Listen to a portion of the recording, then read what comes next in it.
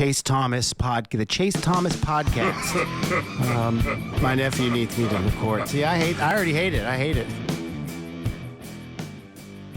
All right, hello, and welcome to another episode of the Chase Thomas podcast from Stealth, the aforementioned Chase Thomas, coming to you live from Knoxville, Tennessee, Everything School HQ. Joining me as they do, full house here tonight. We've got Roundball Ramble and my good friend Corban Ford. Corban, good evening, sir. How are you? Doing well. Lakers just got to win, so I can't have a bad night now. No, you can't. People are slandering the Bucks as like one of the most fraudulent 50-win teams in recent memory. People just they're enjoying this Bucks downfall a lot, but double OT winner, and we'll talk about that with the Lakers here in a second. Also here of Playoff Foul, Mr. Kenny Spence. Kenny, good evening, sir. How are you? Struggling through watching my entire team get injured. Still, it's rough. That's later on in the show, but it's rough. Man, so the saga continues because that was last week's leading story with the Miami Heat. So it's just more injuries. Mm-hmm. Chris Wilder, a team who, I mean, they're not really injured. They're just bad and depleted and have no pick and no hope. The Toronto Raptors, Chris Wilder of Odd Shark and Raptors Republic. How are you, sir? Doing good, man. Just like my boy Dejounte Porter, I'm taking the under on my performance on this podcast. Oh, too soon, Chris Wilder. Beat me to it. Well done. Oh my God, what a crazy story! And just given he is the Raptors, goodness. Probably I don't even. If only this was happening during my rant last week about the Toronto Raptors, that would have just been like the cherry on top.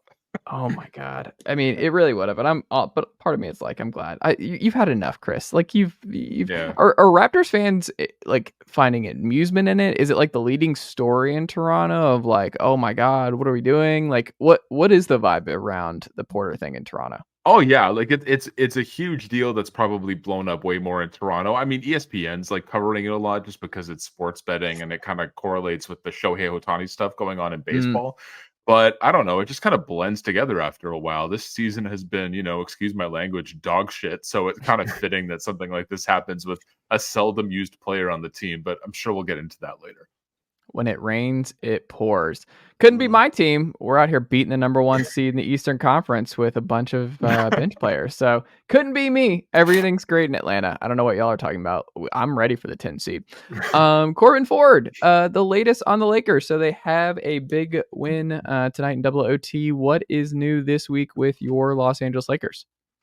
Apparently there's a chance that we can see a guy we haven't seen basically all season, or basically for 5 games season, is Gabe Vincent. There's a report from Dave McMenamin apparently that we could see him over this upcoming road trip, which is totally brand news to me because I thought he was out for the year. I thought we talked about this, like him being out for the year, and I say we were getting Kendrick Nunn and all the things, and now he may not be, and we may get him. So welcome to the Lakers, right? Aside from that, LeBron James, that ankle definitely worries me. Because like he wouldn't have missed this game any other reason, especially knowing the Lakers need to win these games. So that ankle must be giving him issues. And he did say, before that it's an on and off thing with the ankle, which I mean, that's a weird injury to have, right? To like constantly manage it. And we know the Lakers' chances with LeBron are already pretty slim. Without it, forget about it, right? So that's a concern. AD played 52 minutes tonight. I think the first Laker played 52 minutes since Kobe back in 2007. Had 32 points, 22 rebounds, 3 3-pointers, a bunch of blocks. Like he played well, and he played from the fourth quarter on through both overtimes with injury because, of course, it's Anthony Davis, right? So, like on the one hand, happy to see him pull out a big. Excuse me, drop my mic. Happy to see him pull out a big win against a tough opponent. On the other hand, it's only the first night of a back-to-back, so we'll see how the Lakers look tomorrow. If they're without the services of both LeBron James and Anthony Davis against the Memphis Grizzlies, where, of course, the Lakers always seem to play people who, apparently miss all season and make their triumphant return against the Lakers. Brandon Clark should be returning. They got Desmond Bane back recently. Yeah. Grizzlies starting to get exactly. Full health just in time for next season. But anyways, as of right now, I think the Lakers are a really solid team. They're moving closer and closer with the Suns slipping and having the toughest schedule left in the NBA of possibly really making that 6 seed a conversation, which would be amazing, right? Like it's in play. The Suns have a monster slate of games ahead of them. Like it's not even funny. I think I was just reading. I have it right now. So they play the Nuggets tomorrow, then the Thunder, and then after that, Nuggets, Thunder, Pelicans, Cavs, Timberwolves, Pelicans again, and then back-to-back against the Clippers before closing out with the Kings and the Timberwolves. Like, and every team they play has an incentive to win the game, right? So, it is also a Suns team without Yusuf Nurkic now, at least for the immediate future, as well as Bradley Beal again. So I don't know. I'm going into Suns territory. But for the Lakers, I feel like you're sitting in a pretty good spot. Again, they have a tough schedule themselves coming up ahead. I mean, after the Grizzlies, they have a rematch against the Pacers. And then the Nets, Chris's Raptors, the Wizards, the Cavs. Point is, it's potentially a little easier than the Suns. And when you are in a chase and own the tiebreaker or a Phoenix, that means something. Wow, he's back in. You were down in the dumps last week, Corban. Not me, never. I'll remember that. You're the meme, like, we're so back. Like it's over. You're the it's over, we're so back meme. Literally, and that was a Lakers guy during a game this week, this month. Yep. How did they expose the Bucks tonight? Like, why were the Lakers able to really torch Milwaukee? Well, in the second half, D'Lo kind of went off. I think the Suns realized that Damian Lillard is the weakest defender out of any star player out there, right? So constantly going at him, forcing switches. Giannis got a little tentative. The offense definitely bogged down. Doc Rivers is known for his creative offensive set. So to the surprise of everyone, we really see a whole lot of that in the second half. Malik Beasley just started jacking up threes, and he was making them at the same clip he was making them as a Laker. So that was reassuring to see. I think he was like 5 of 13. It was like a mix of things. It really was a war of attrition. The Lakers kind of came back in, chipped in, made a game. Giannis disappeared. Then when he did reappear, he got fouled, a chance to hit 2 free throws to make it a game, missed both.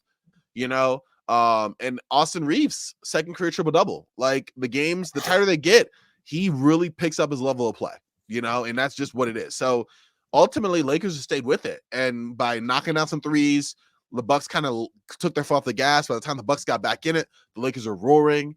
And then you went into 2 overtimes, and that's where the Lakers outlasted them. So, yeah, I think it was kind of a mix of, it's a Doc Rivers team. Like, anything you chalk about, these epic fails they have, just chalk it up to Doc being Doc, but also, Giannis disappeared down the stretch. Dame fouled out toward the end of the second. The game was already over by the time he fouled out during the end of the second overtime. But their offense just went away from everything. Like, it was really, really confusing. And also the Lakers buckled down defense. So I guess that was also a factor. I love it. Kenny, a rumored trade. So a team that's won 9 straight games, Houston Rockets, that we'll get into in a second.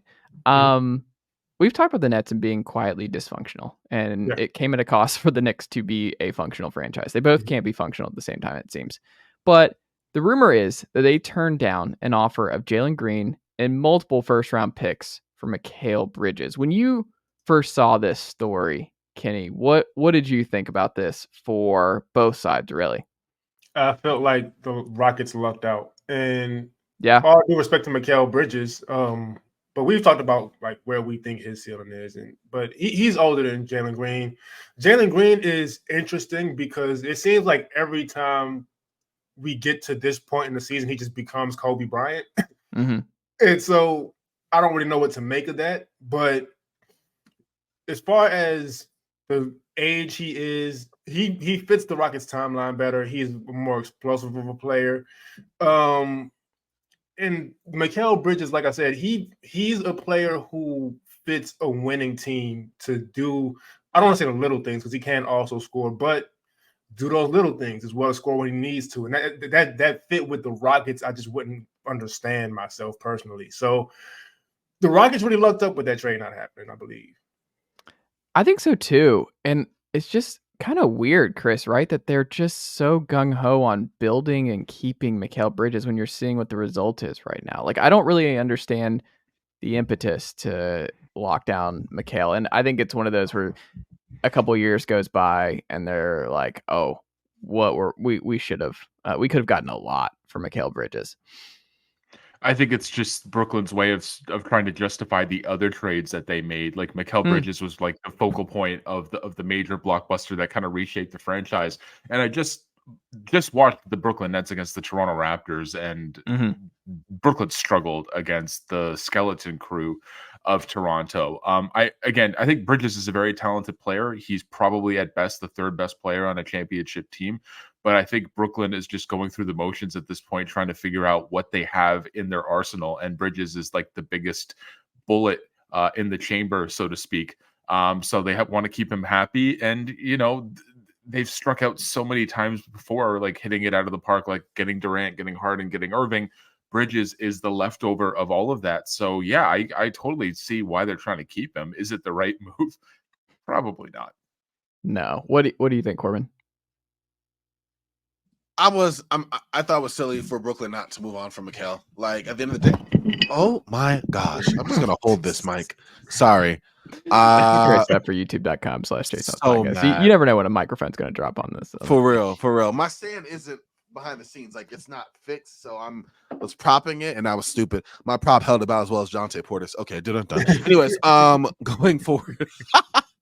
But no, to answer the question, I don't know what Brooklyn's trying to do. Like, Mikal Bridges is a very good high level ancillary player to role player. Like, that's what he is. He is definitely overmatched at his role right now. I was looking at his numbers compared to Jalen Green in discussion / argument I was having with a friend of mine yesterday, and his numbers and Jalen Green's are remarkably similar, which is interesting. When one guy is a 27, soon to be 28-year-old swingman in his like 7th season, and the other's a 22-year-old in his 3rd season, right? Like, one there's room to grow, the other you're like, whoa, interesting, but not in a good way, right? So like, that's what's weird to me. Like, I'm not really sure how that fit would have worked with Houston. I actually think it might have been decent with Mikal Bridges slotting in alongside some other scrappy veteran guys where he can hit some corner threes and play defense and not be the first option or the second option, right? It will still be Alperen Sengun, Fred VanVleet, and then himself or something like that.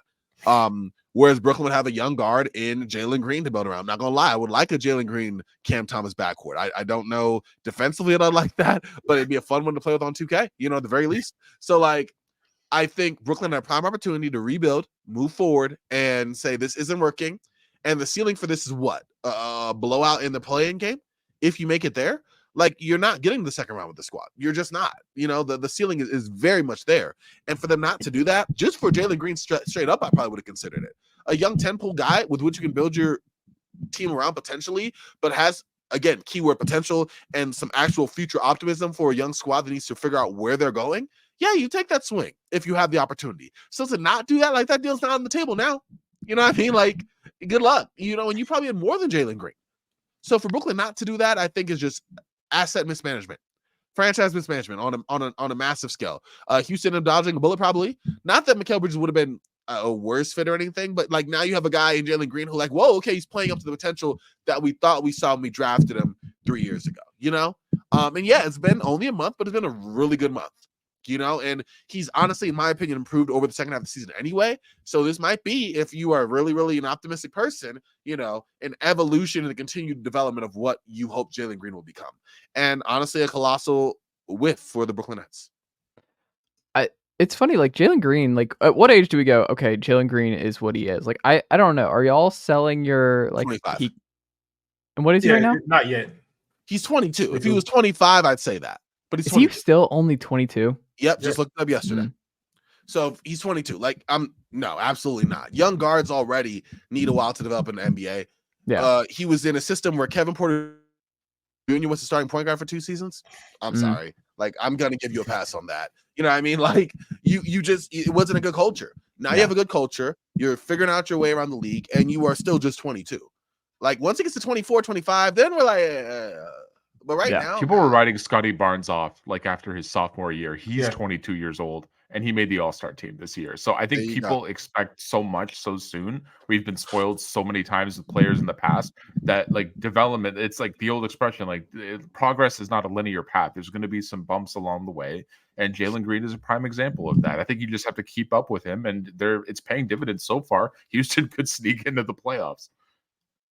It's very possible. And we're going to get into whether or not they can sneak into the playoffs, because we're inching towards that with this 9-game win streak and where the Warriors are at right now. Chris, are you holding steady on the Clippers, even with their rocky last month here? No, I think they need to be worried. I think especially in the Western Conference, I just looked at the NBA standings. They are not out of the woods yet in terms of avoiding the play-in tournament. They are 2 games ahead of the Dallas Mavericks, who are the 7th seed, and Dallas is whooping Sacramento currently, so they're going to gain some legs in the standings as we speak. I was watching a lot of ESPN commentary about the Clippers, and they were talking about like how James Harden doesn't look the same since he returned from injury. Zubac, especially in the front court, he's been playing underwhelming basketball as of late. Obviously, you're banking on this core big 3 of Leonard, George, and Harden, and in a 7-game series, it's going to be hard to kind of discount that. They just got Russell Westbrook back on the bench. A lot of people consider him like the heart and soul of that team. Didn't work out so well in his first game because Indiana put the shellacking on them at Crypto.com Arena. But the problem is that it's the Clippers. And I just wrote a piece for Oddshark kind of exploring, their history and how it may not translate to this postseason despite the star power that they have. It's like you hear the name Clippers, it doesn't evoke much, optimism or strength or like historical relevance because they're the Los Angeles Clippers. They have the 3rd worst defense in the NBA in the month of March. That's a team with Kawhi Leonard and Paul George as your 2 premier defenders. I know Zubac missed time. Harden's not defending the soul anyway. It doesn't matter. But that is unacceptable for the Clippers. And this is he was defending his own team at one point I saw in the last week. Yeah. He did close out on. Who was that? Who did he close out on? Kawhi, yeah. But this is like the worst time for this to happen. You're trying to build momentum. Like they're gonna probably make it into the playoffs, even if they do have to get through the play-in. But like this is a team that's gunning for a championship. This is not a matter of just getting into the first round and hopefully making some noise. You acquired Harden from Philadelphia with the hope of raising Larry O'B for the first time in franchise history. Now people are talking about whether the Lakers have a better shot. The Lakers, who are not guaranteed anything, and who LeBron James, like Corban was mentioning, like has a bum ankle at the moment. Who knows how long that's going to hold up? I just think the Clippers are heading on a downward spiral at the moment. I think people are kind of underselling it because, again, the West is so stacked. You do not want to be at the bottom looking up. Like the Minnesotas, the Oklahoma Cities, the Denvers, they are not going to go easy on Los Angeles, especially if they're playing this way. I hadn't considered that like the play-in is, pardon this, but the play-in is still in play for the Los Angeles Clippers. I mean, that's a doomsday situation like that. I mean, with so much momentum, so many people believing in you, like there's been so much just you're healthy for the first time in really this super team era that you've built in Los Angeles, and Harden's playing the best he's played, to be like in jeopardy here with the last 10 or so games of making or falling into the play-in situation. That's a place you don't want to be in. Like you might be with the Lakers at that point, who would love the opportunity to knock the Clippers out in a play-in situation. Like you don't want to be anywhere near there if you're the Clippers. I think someone said that they're like 1-8 or 1-9 against winning teams since the All-Star break. Like that is terrible. 1-9. And the one-off in the play-in tournament, like you're gonna go up against like either like Kevin Durant, Stephen Curry, or LeBron James. Good luck. Yeah, playing gonna be must watch though. Yeah, and it's like to highlight what Chris said about their defense. I watched them against Indiana. I understand Indiana has a good offense, but they just couldn't stop anybody. Whether it was in transition, in a half court, isolation, pick and roll, they could not get a stop to save their lives. And I'm watching this game because the Heat needed Indiana to lose, and the Clippers just couldn't guard a soul. And like Chris highlighted once again, a team with Paul George and Kawhi Leonard just shouldn't have those issues, even though you have Russell Westbrook, who doesn't defend well, and you have James Harden, who really doesn't defend at all. They should be able to cover some kind of ground, but I'm watching the Indiana Pacers go up against Paul George and Kawhi Leonard in isolation and get what they wanted. And so I'm selling my Clipper stock, man. It's at a loss, but I lost the faith in them. Man, that's sad. I hope they turned around. I really want a long Clippers run. I want to see Kawhi and Paul George and company have a good long playoff run, but we'll see. Kenny, League Pass team. I'm really interested to get your perspective on this League Pass team right now. Why and why not? The Atlanta real first place team, Hawks in the Eastern Conference. This city loves playing the Celtics more than like it's not a real rivalry anymore, like it was with Nick and Larry way back in the day, but like Atlanta fans hate Boston. Like they get up for that. Like they get up for Boston. That is our Super Bowl. Even if we're having a bad year, beating the Celtics at home is. I think it's Zaza. We need to give Zaza Pachulia his flowers for raising the roof there and Game 7, baby, and all that way back in the day. But yeah, for whatever reason, like we have a weird rivalry with the Celtics. But what say you about the Hawks right now that has you intrigued, and why casual fans should watch them? So I think based on stuff we talked to you about, maybe off camera, we probably disagree on this, but I think NBA fans should be tuning into the Dejounte Murray show right now. Last 10 games, he's, I think, at 26.5 points per game, 9.5 assists, 4.8 rebounds. With Trey out, he really has the reins to the team. And it's just incredible to watch. I've always loved Dejounte Murray's game anyway. And he's always had just that attitude of a leader without really being able to play that role in most cases. But now he can. And look, the Hawks, one, they don't have that great of a roster. Sorry, Chase, but also they have injury issues. Yeah.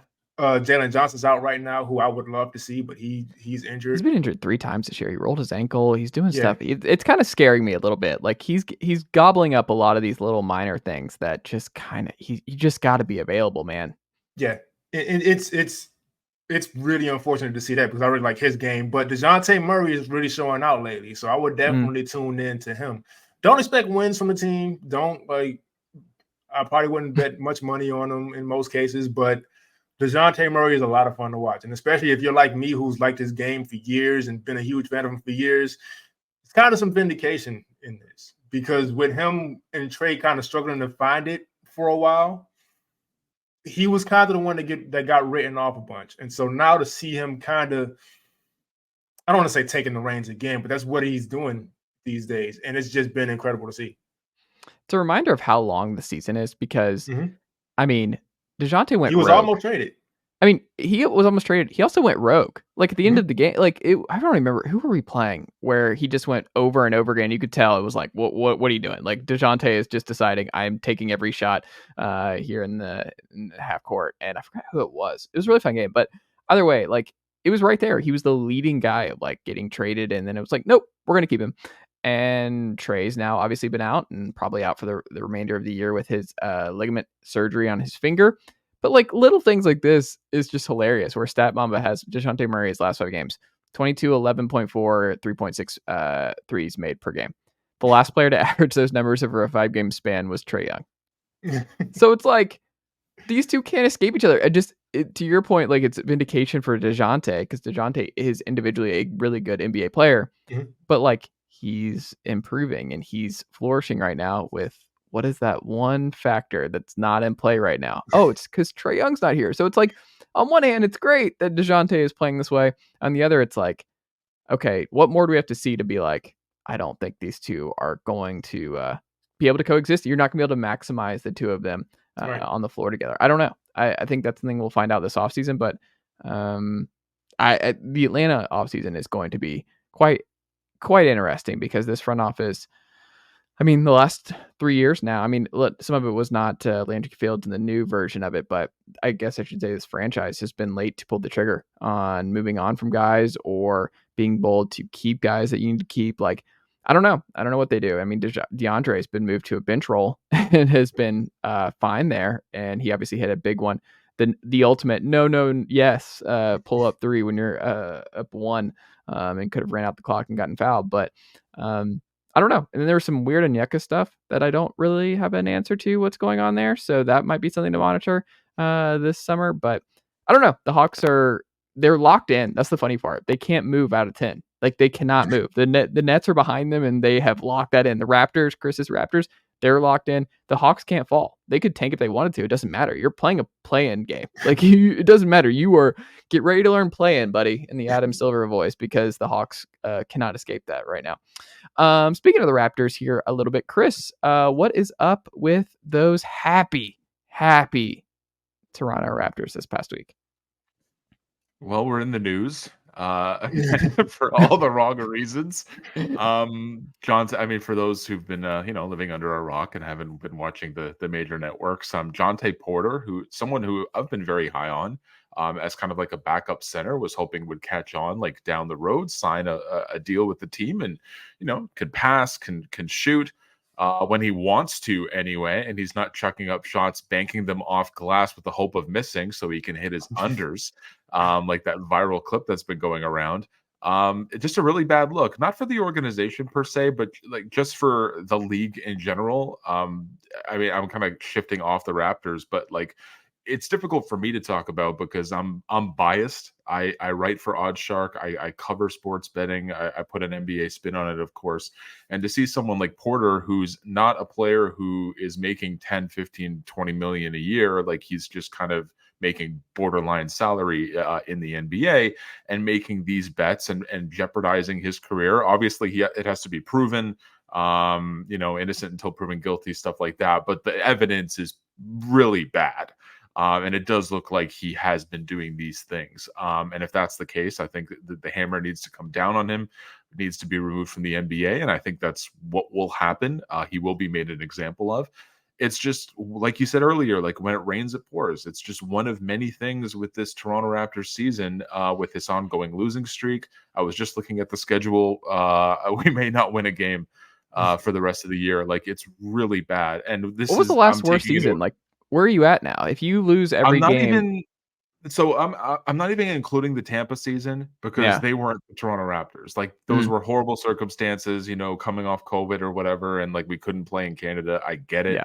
I'm not counting like those years after the expansion season because we weren't supposed to be good. Like the pre-Vince Carter eras. And then once Vince was traded to New Jersey, that was obviously a reshuffle, and we got Eric and Aaron Williams and Alonzo Mourning for Vince Carter. Like Patrick Ewing at one point. Nothing was going to come from that.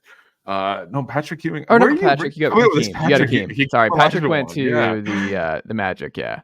I'm like, am I a Raptors guy? I think you meant Hakeem Olajuwon.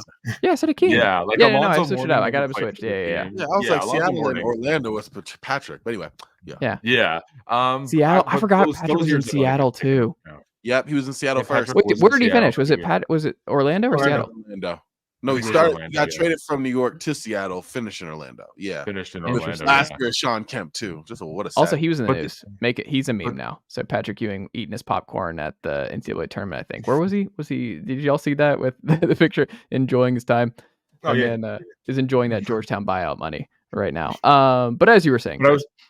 I was just going to add, like, I mean, there was some expectations entering the season because at that point you still had Pascal Siakam, you had Scotty Barnes healthy, you had OG Anunoby. Like, I was thinking maybe you're going to push like for another 500 record, sneak into the play-in tournament, maybe win a game, rebound from that DeMar DeRozan fiasco with his daughter when she was screaming her lungs out behind the net and we missed like 50 free throws that game. That was embarrassing, but yeah, this has just been an awful year for the Raptors. I said it on Twitter. Many agreed. I think this is one of the worst seasons, if not the worst season in franchise history, just because of where the expectations were.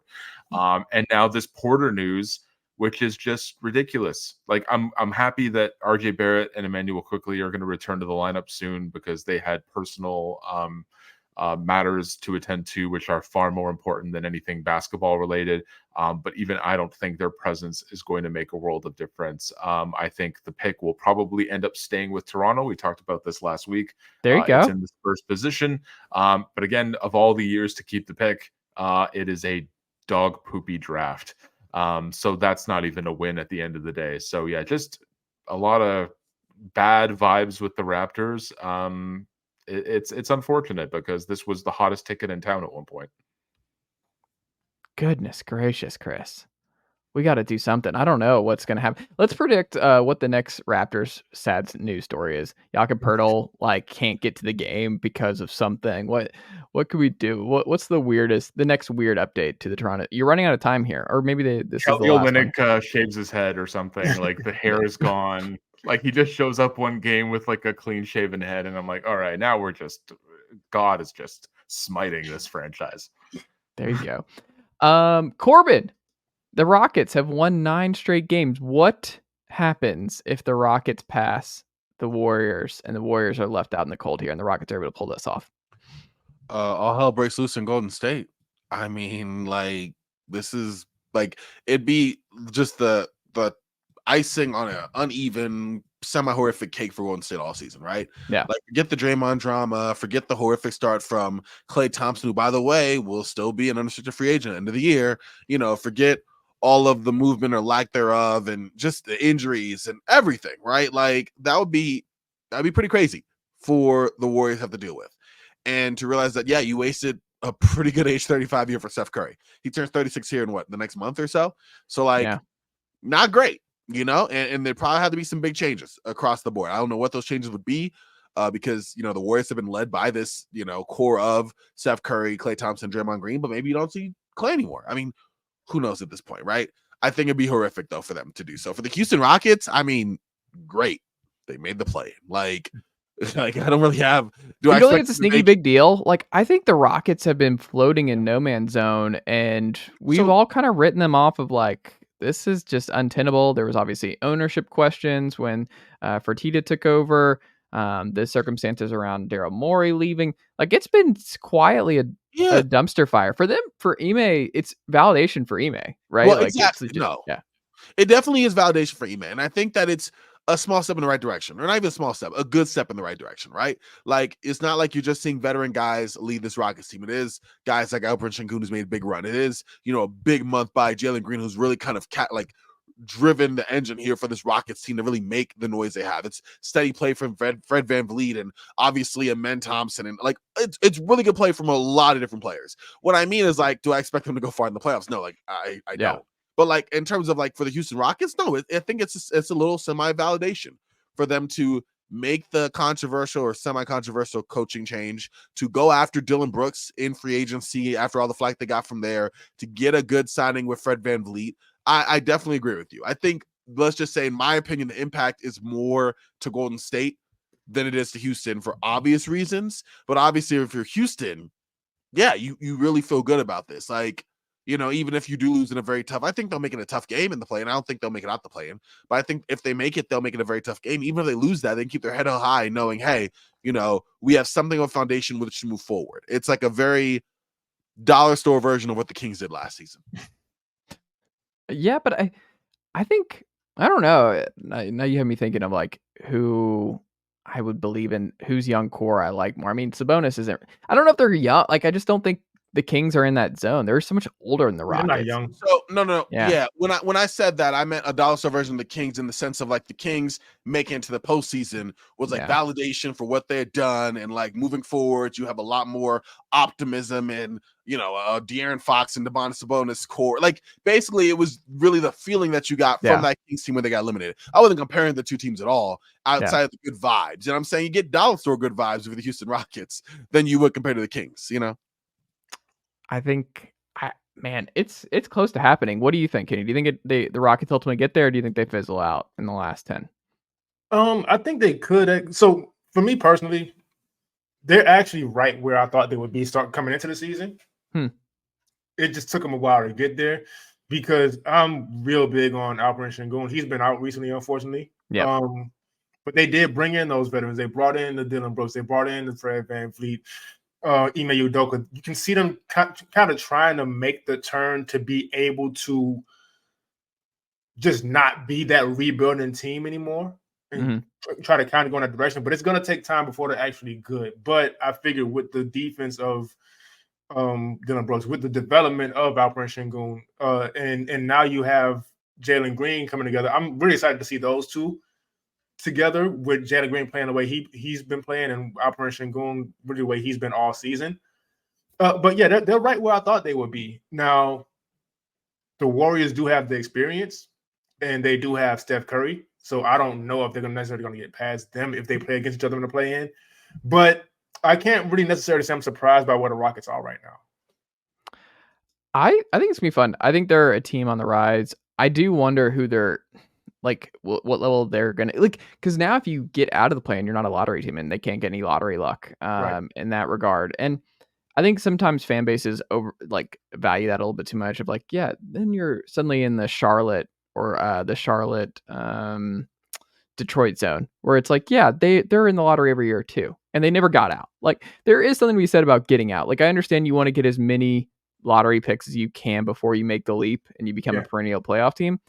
But then there's something to be said about the Magic, who are like, yeah, you're kind of still wondering if they have enough to be sustainable long term. Like, Paolo is a multi-time All-Star, but like, we'll see what Suggs is. We'll see if Franz can get there.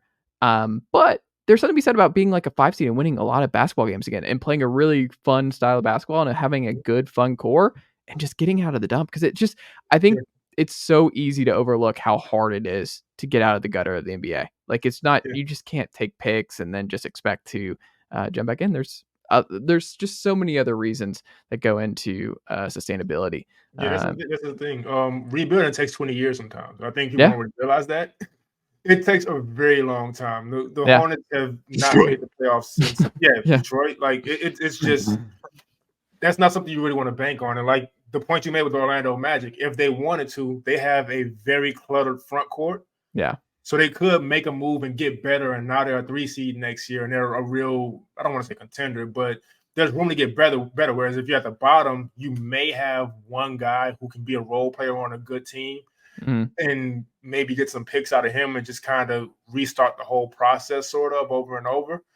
And so, yeah, there's definitely something about trying to have that optimism and have the eyes on you. And then even if you know you're not going to get that far in the playoffs, now you can make your next move and get better. Yeah, I think that's true. And I mean, you with Miami, like, I know years after LeBron, it's like, oh, we got to, like, what's the point of this with just Bosh and Wade? What's the point of this without Bosh? What's the point? And it's like, well, you're seeing, like, you never know when Jimmy Butler might be like, I want to live in Miami for a while. Yeah. Because that's a nice thing.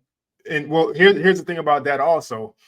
So among Heat fans, the Heat had that season where they started off 11-30, and the fans were like, tank this season, it's over. Second half of the season, they got the ball out of Hassan Whiteside's hands. They put it in Goran Dragic and Dion Waiters' hands. They go 30-11 second half of the season. They missed the playoffs by, I think it might have been one game. I know they found out after the game that they missed the playoffs. And that offseason, they drafted Bam Adebayo. So, I mean, if you pick well, it doesn't really matter that much where you land. So you just never know. I agree. Walder, the Walder Wild NBA thought of the week. Who is it this week? Or what is it, I should say, Chris? I'm going to say this, and it kind of piggybacks off what you gentlemen have been talking about, like about the play-in tournament. And, the NBA has revolved mainly around Stephen Curry and LeBron James for quite some time. And I don't know if this is just a personal preference or how I kind of foresee everything playing out, but I think the NBA would be in a better position if we saw Curry and LeBron's sides, whether it's falling out of the play-in tournament entirely or getting eliminated in the first round. I think for the betterment of the league moving forward, I think it's a good sign to see those teams bow out early. And the reason I'm saying this is because we are approaching the twilights of, their careers, that we're clearly already in them. And we're counting down the days until both guys are out of the league. It's going to be a sad day when that happens. It's just Father Time catches up with everybody. But I think we're going to look back at this postseason specifically as kind of like a passing of the torch to that next generation of player. Obviously, we have, Jason Tatum at the forefront of the Boston Celtics. Boston's still the heavy NBA championship favorite, but we're also looking at other teams on the rise. The Oklahoma City Thunder with Shai Gilgeous-Alexander, who could end up being the MVP.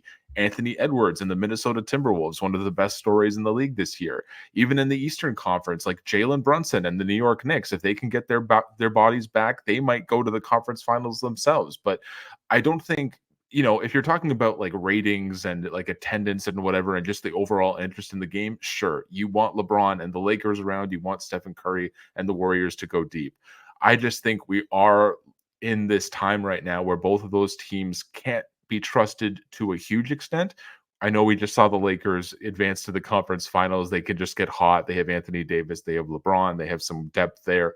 They could shock everyone again. But I just think for this next core, this next generation, these next faces of basketball, you want to see them go deep in the playoffs. I didn't even mention like the New Orleans Pelicans, for example, with Zion Williamson. They've been great in the Western Conference as well. Why can't it be those guys, and why can't it be this year? And well, real quick Rajon Rondo said because Trey Murphy is not the answer. Real quick to your point, I don't have much to say. I just want to point out if I'm getting these numbers correct, Luka had 26, 7, and 5 at halftime tonight. So there you go. Oh wow. Yeah, Luka. Didn't even mention Luka. I mean, you hurt Corbin's feelings there, Chris. Like you're ushering out LeBron and Curry here at the play-in. I don't think the NBA wants that. I think the NBA would prefer Steph Curry and LeBron James being in the play-in. I mean, I get what Chris is saying. I agree to a certain extent for sure. Like, you definitely want to usher these guys in, but like, it's not just the greatness; it's like the sustained greatness. You know what I mean? Like, we're not like trying to hype up. Not that anyone did this, but like, it's not like we're hyping up a end of his career, Dirk Nowitzki, right, and Dwayne Wade, right? Like, these are actual guys like in their prime, still playing well. Now, their teams are not super great, but it's not like they're Vince Carter Atlanta Hawks either. You know what I mean? Or like my bad, but like, you know what I mean? Like. They're in a spot. I get it. And to a certain extent, I agree with Chris. But like I said, at the end of the day, you know, if you're trying to get as much out of, like, if you are trying to see LeBron and Steph Curry in their prime, like, milk out every bit of their, like, prime as they have, like, they're still doing it, you know, to a certain extent, right? LeBron is still putting up 27, 7, and 7 in year 21 at age 39, right? Steph Curry still dropping, like, greater than 26 points a game. So to get an opportunity to see, like, one last postseason match, even if it is a playing game. Remember that playoff playing game between them, 3 years ago at this point now, where LeBron hit the three and he couldn't see and he kept, that was ridiculous, by the way. But like in my king. Anyways, just kidding. But like in that, like even that was like a legendary game. Like just to get one last like ride of those guys, I would like that, you know. But at the same time, you're right. Like these guys that, you know, whether it is Anthony Edwards or Luka Doncic, Jason Tatum, all these guys, like they are on the rise. One could argue they don't. Does it do anything for the NBA though? Like if you see LeBron and the Lakers like maybe go to the second round of the conference finals again, only to get swept by like a Denver or maybe another team in the Western Conference, like it almost reminds me of, and it's a little bit different, but like when Cleveland kept going to the finals against Golden State, and you knew the end result just because on like matchup wise they had no chance to begin with, but they had LeBron James, so you were like, okay, maybe they can muster up some magic. But the end result was consistently the same outside of that outlier in 2016. Like, I don't think it does anything for James's legacy to go deep again, only to fall short. Like all of the Jordan, like GOAT apologists out there are looking for any ounce of ammunition to say LeBron is not the greatest player of all time. And I don't think him going deep again is doing him and his legacy any good. I get you. And for the legacy part, you're probably right. I will say in the meantime, between time, for as long as you got LeBron stands tuning in, right? As long as you got the numbers and the aura around LeBron and Steph Curry, the media going crazy. Like let's be real. Media at this point, it's a lot easier to go to the tried and true storylines than it is to go and try to come up with new ones, right? And so I agree with you. On the one hand, absolutely. Like it doesn't really do him great to get the second round and get swept again. Like that's not gonna, you know, it's not definitely putting up his resume. At the same time, for like media partners and LeBron stands and everything else. I mean, even with those Cavs Warriors series, like we knew 2018 was like, oh my gosh, we knew it was going to be bad, but we were there. You know what I mean? Like people were watching, you know? So I don't know. I'm torn. I'll finish it off with this. If anything, if the Lakers and Warriors, one or both, get eliminated early, it might actually be better for the NBA's interest going through the summer. Because obviously LeBron can leave the Lakers. I don't think he will, but I think that will linger for a while. That's true. And then the Warriors getting eliminated soon, albeit in the play-in or the playoffs themselves. I think the Warriors could make wholesale changes. I know Klay Thompson's future is in doubt with that team, Draymond Green as well. I think it just could be a real like smorgasbord of interesting trade talk in July and August for both Curry and LeBron. No, you won me. That makes sense for sure. Interesting. Final thing here. We got the Miami Heat as well. Kenny, you outlined a little bit here with the injury luck, or I should say misfortune now for the Miami Heat. How bad is it for Miami? I'm going to play a little game right now to see if I can even remember everything. So Josh Richardson had finally started to play really well. He's out for the season now. Tyler Hero is out with a foot injury with no timetable. Duncan Robinson is out with no timetable with a back injury. Kevin Love almost came back today, but he didn't. Jimmy Butler was out sick today. Caleb Martin is playing through an injury. Jaime Jaquez is playing through an injury. So I just named 7 players. Spo usually goes with a 9-man rotation. And Bam Adebayo got hit in the back of the head today and stayed down for a long time. So we'll see what that ends up being by tomorrow or 2 days after. And they were a half game behind the 4 seed before all this stuff unfolded. So what do you think with the schedule and the timelines for everybody? Like, what does it look like to you? What do you think is the most realistic path here over the next week or so? That's actually the worst part of it, because going into this stretch, they had the easiest schedule in the NBA, and then everybody got injured. So it just ended up not mattering. They just wanted to make it harder on themselves to get them ready for playoff time. They were just like, we want to make this as physically painful as possible. But Kevin Love, like I said, he almost played, so he'll be back soon.